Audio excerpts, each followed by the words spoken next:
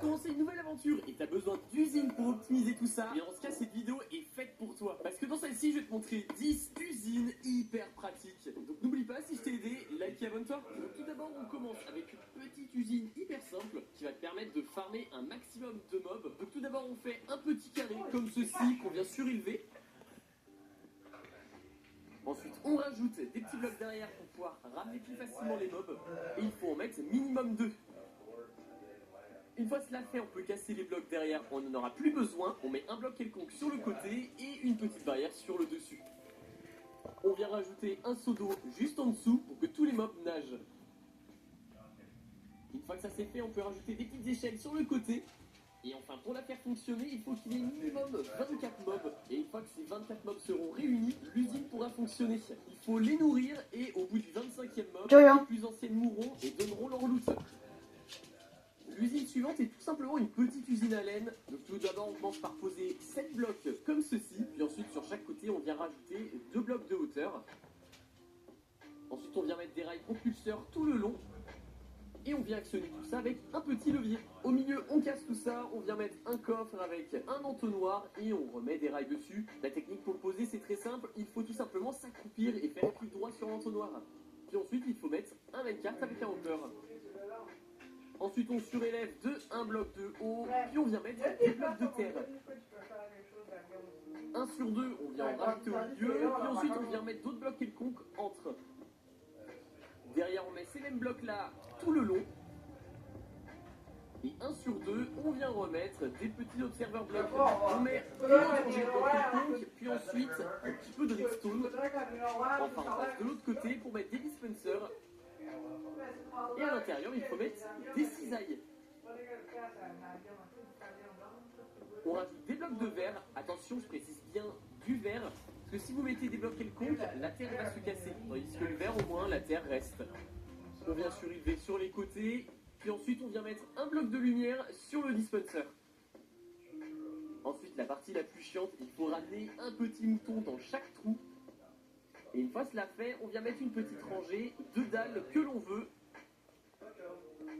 Puis ensuite, on peut casser le chemin en terre, on n'en aura plus besoin. Et une fois cela fait, les moutons seront tondus automatiquement.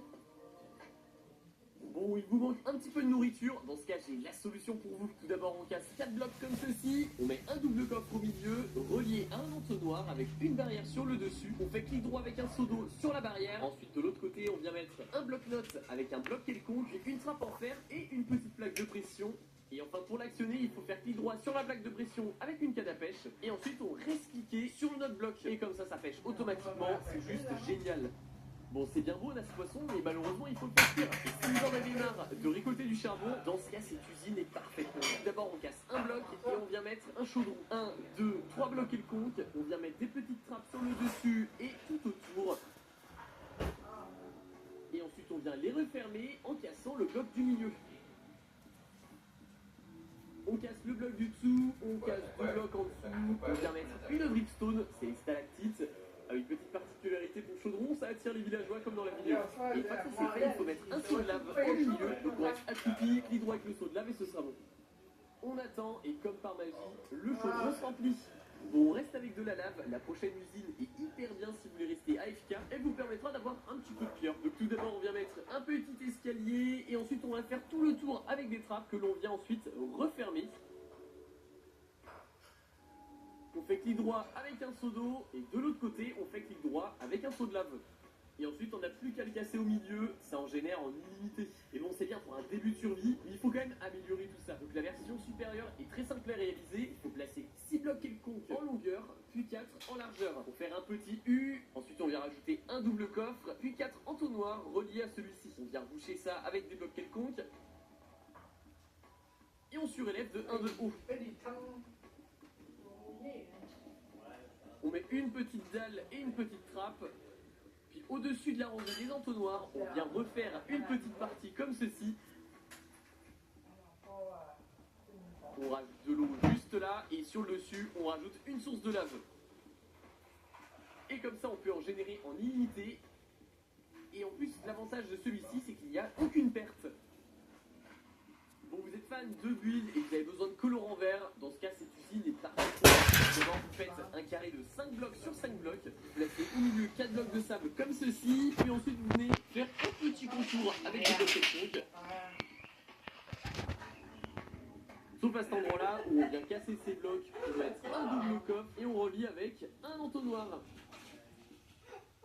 À l'opposé de celui-ci, on vient mettre une source d'eau, comme ça tous les items iront directement du bon côté. On peut rajouter les cactus, puis mettre les petites barrières de chaque côté. Il faut bien les mettre entre deux cactus pour que ça les casse.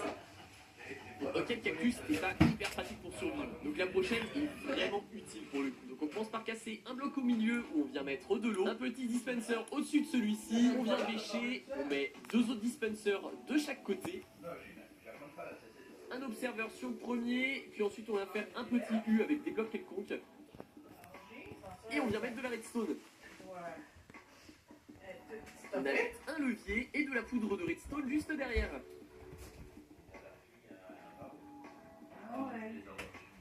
Vous voyez, si j'active le levier, ça commence déjà à paniquer dans tous les sens.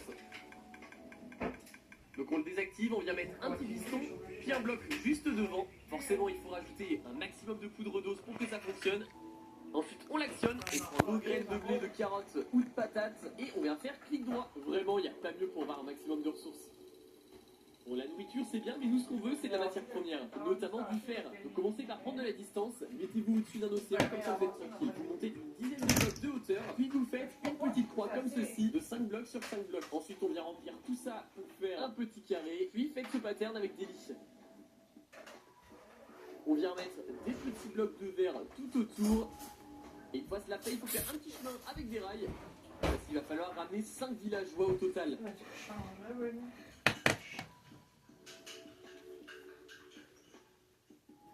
Ensuite, on surélève encore d'une rangée, puis d'une autre, avec des blocs pleins. On referme, ensuite on vient mettre des petites barrières de chaque côté, et sur 3 de hauteur. On rajoute de l'eau, et de l'autre côté, on vient mettre 3 panneaux comme ceci, pour mettre une source de lave. En dessous de la source de lave, on vient mettre un tonneau. Puis on casse les blocs pour mettre des petits entonnoirs. Comme ça, l'usine est presque finie puisqu'il faut dormir. Et une fois que ça c'est fait, le golem va pouvoir spawner. Donc oui, c'est pas la plus efficace, mais elle a l'avantage d'être pratique parce qu'au moins, il n'y a aucun zombie à ramener.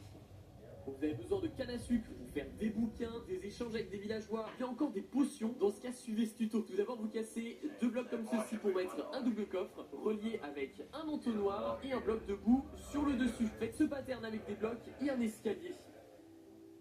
On le surélève de 2 blocs de haut, mais uniquement sur les côtés. On fait clic droit avec un seau d'eau sur l'escalier. On met un bloc de lumière juste derrière. Un piston, on passe de l'autre côté pour mettre un observer bloc, un bloc quelconque et de la poudre de redstone. On surélève enfin un dernier niveau. On met des blocs de verre pour voir ce qui se passe. Et enfin, il faut rajouter la canne à sucre. Et comme ça, quand elle va pousser, tout va retomber directement dans l'entonnoir. Donc j'espère que cette vidéo vous aura plu. Si c'est le cas, eh bien n'hésitez pas à liker et à vous abonner. Et n'hésitez pas à regarder cet autre tuto, je suis sûr. Tu en as marre que ta base ressemble à ça? Eh bien cette vidéo est faite pour toi, car dans celle-ci je te présente la plus belle base que tu puisses construire en début de survie. Donc like et abonne-toi, car je suis sûr que ça va t'aider. Donc pour commencer, casse une zone de 9 blocs par 9. Puis dans un angle, tu laisses un bloc, 2 blocs, et tu casses le troisième. Et tu fais ça de chaque côté, et tu casses 5 blocs. 1, 2, 3, 4, 5. Tu fais pareil de l'autre côté, 1, 2, 3, 4, 5. Et tu viens relier le tout. Et une fois que la zone est faite, il faut casser jusqu'à 5 blocs de profondeur. Donc on a notre première couche de faite. On fait ensuite la quatrième et enfin la cinquième. Une fois que ce gros trou est fait, il faut placer des blocs de mousse sur les côtés. Regardez, je fais ce côté-là, et voilà, le premier côté est fait. On vient faire la même chose de ce côté-là, et voilà, comme ça. Il y a juste dans les angles, personnellement, je casse pour avoir un petit peu plus d'espace. Et enfin, on vient placer du bois pour faire le sol. Personnellement, j'utilise du bois de chêne, je trouve que ça rend plutôt bien avec la mousse pour avoir ce rendu. Au centre, on casse une première fois, une deuxième fois, on place un bloc de lumière, puis dans tous les angles, vous venez mettre des bûches de sapin, comme ça, et ensuite, on vient les écorcer grâce à une hache. D'ailleurs, petit conseil, si vous êtes en début de survie, utilisez plutôt une hache entière ou bien en bois pour économiser des ressources. Ça sert à rien de le faire avec d'autres matériaux. Il n'y a que la durabilité qui change, pas l'efficacité. Une fois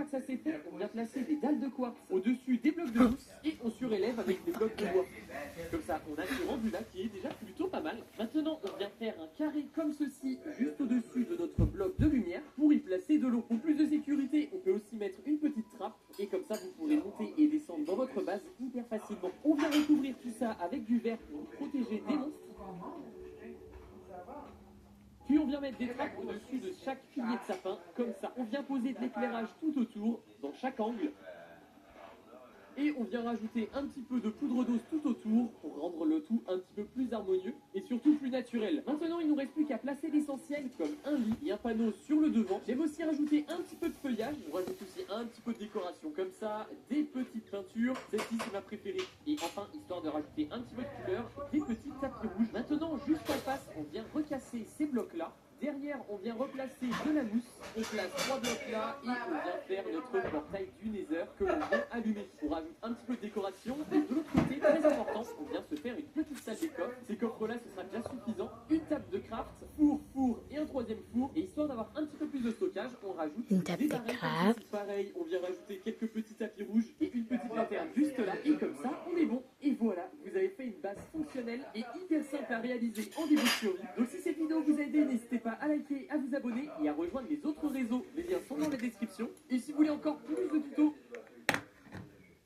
Non attends, tu sais pas comment avoir ce casque là, celui que j'ai sur ma tête? Non attends, je vais te montrer comment faire pour l'avoir hyper facilement. Et une toute petite usine. Donc déjà tu fais une croix de 5 blocs. 1, 2, 3, 4, 5. Ça donne quelque chose comme ceci. Ensuite tu viens relier tout ça entre eux pour que ça donne un truc dans cet esprit là. Ensuite, Bye bye. tu refais